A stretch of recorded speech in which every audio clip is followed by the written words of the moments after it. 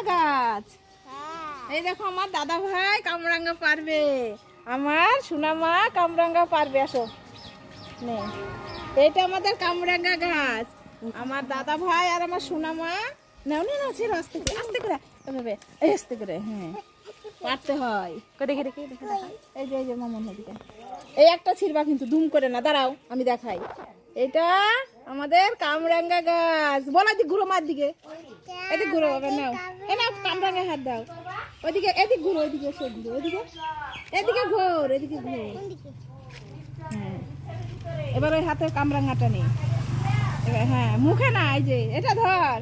বলো এটা আমার বড় বাবার কামরাঙ্গা গাছ। আমরা ছিঁড়ছি, আমি সোনামা ছিঁড়বে একটা না, দাঁড়াও।